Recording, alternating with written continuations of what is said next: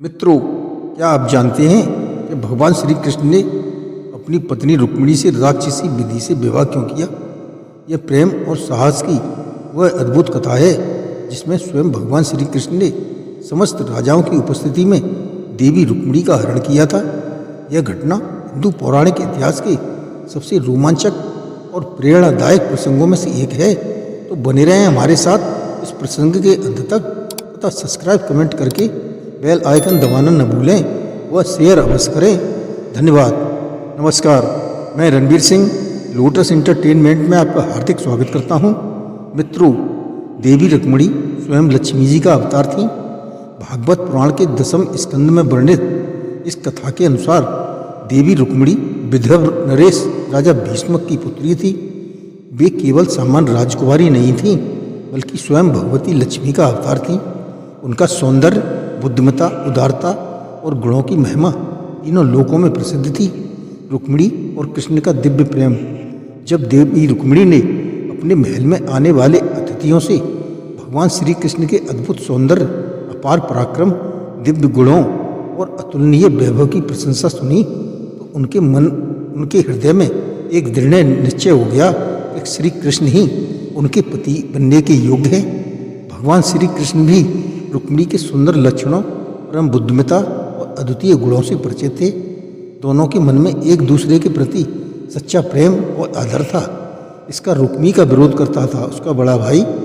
यद्यप रुक्मिणी के अधिकांश भाई बंधु उनका विवाह श्री कृष्ण से करना चाहते थे, परंतु उनके ज्येष्ठ भ्राता रुक्मी श्री कृष्ण से घोर द्वेष रखते थे। रुक्मी ने अपनी व्यक्तिगत शत्रुता के कारण इस विवाह को रोक दिया और चेदी नरेश शिशुपाल को अपनी बहन का वर चुना। रोचक तथ्य, शिशुपाल श्री कृष्ण का मामेरा भाई था और उनका कट्टर शत्रु भी। रुक्मी ने अपने पिता राजा भीष्मक की इच्छा के विरुद्ध यह निर्णय लिया था। रुक्मिणी का साहसिक कदम और प्रेम पत्र। जब देवी रुक्मिणी को ज्ञात हुआ कि उनका विवाह शिशुपाल से तय हो चुका है तो वे अत्यंत व्याकुल हो गईं, परंतु उन्होंने हार नहीं मानी। उन्होंने एक अत्यंत साहसिक निर्णय लिया। एक विश्वास पात्र ब्राह्मण के माध्यम से भगवान श्री कृष्ण को एक संदेश भेजा। हे अंतर्यामी प्रभु, मैंने आपको ही अपने पति के रूप में वर्ण किया है।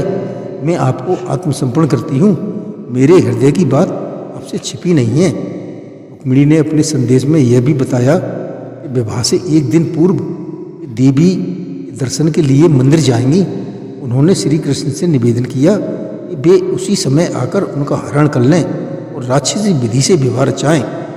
राक्षस विवाह क्षत्रियों के लिए मान 8 प्रकार के विवाहों में से एक था। इस विधि में वर कन्या का बलपूर्वक हरण करके उससे विवाह करता था। जब ब्राह्मण देवता द्वारका पहुँचे, भगवान श्री कृष्ण ने उनका विधिवत सम्मान किया। रुक्मिणी का संदेश सुनकर श्री कृष्ण ने तत्काल कहा, मैं भी उन्हें उतना ही चाहता हूँ जितना वे मुझे चाहती हैं। मैं युद्ध में उन नामधारी क्षत्रियों को पराजित करके अपनी प्रिय राजकुमारी को ले आऊँगा। भगवान श्री कृष्ण उसी रात्रि अपने शीघ्रगामी अश्वों के साथ विदर्भ की राजधानी कुंडिन पर पहुँच गए। इधर शिशुपाल की बारात में अनेक शक्तिशाली राजा सम्मिलित हुए थे। मगध नरेश, जरासंध, साल्ब, दंतवक्र, विदुर्थ और पौंडरक, ये सभी राजा श्री कृष्ण के विरोधी थे और विशाल चतुरंगड़ी सेना लेकर आए थे। इधर बलराम जी की तैयारी। भगवान बलराम को ज्ञात हुआ कि श्री कृष्ण अकेले ही गए हैं तो भ्रात प्रेम बस उनका हृदय व्याकुल हो उठा। यद्यप वे श्री कृष्ण के अपार बल से परिचित थे, फिर भी वे विशाल सेना लेकर कुंडनपुर की ओर प्रस्थान कर गए। विवाह के दिन रुक्मिणी जी ने अपनी सखियों के साथ देवी मंदिर पहुंची। उन्होंने भगवती से हृदय से प्रार्थना की, हे अंबिका माता, आपको और आपके प्रिय पुत्र गणेश जी को मैं बार बार नमस्कार करती हूँ। मेरी यही अभिलाषा है कि भगवान श्री कृष्ण मेरे पति बने। मंदिर से लौटते समय जब रुक्मिणी विवाह स्थल की ओर बढ़ रही थी तो उनके अद्भुत सौंदर्य को देखकर उपस्थित समस्त राजाओं के हाथों से अस्त्र शस्त्र छूट गए। ठीक उसी क्षण भगवान श्री कृष्ण ने अद्भुत पराक्रम का प्रदर्शन करते हुए समस्त शत्रुओं की उपस्थिति में रुक्मिणी को उठाया और अपने रथ पर बैठा लिया। यह घटना दिन के उजाले में सैकड़ों राजाओं और हजारों सैनिकों की उपस्थिति में घटी। किसी को भी श्री कृष्ण को रोकने का साहस नहीं हुआ। अपने अपमान से क्रोधित होकर जरासंध और अन्य राजाओं ने युद्धवंशियों पर आक्रमण कर दिया। बाणों की वर्षा होने लगी।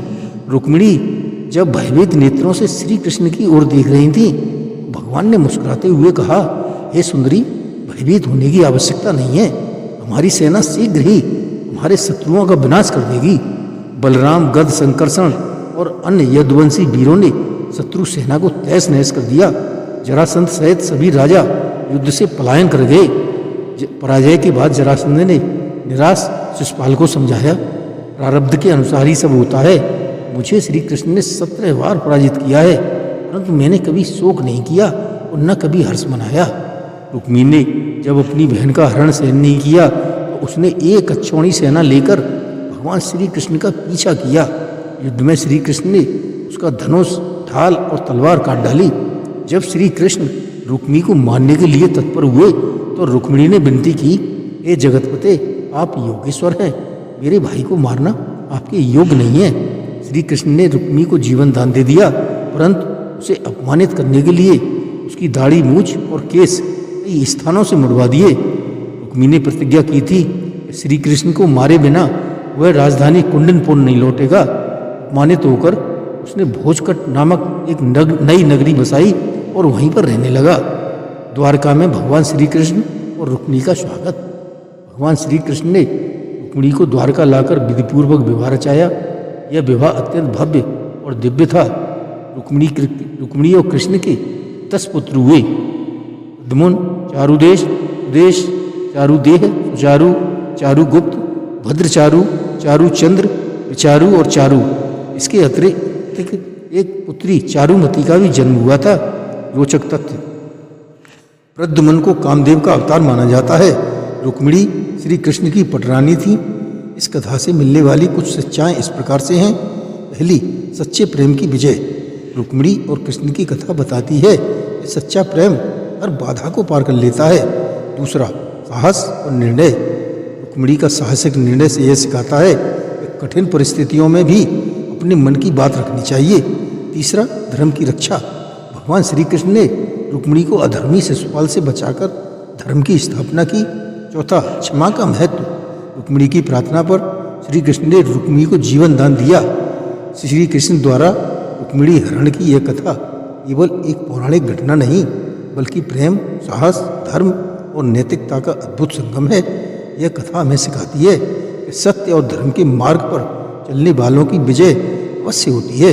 भगवान श्री कृष्ण और देवी रुक्मिणी का यह दिव्य प्रेम आज भी भक्तों के लिए प्रेरणा का स्रोत है।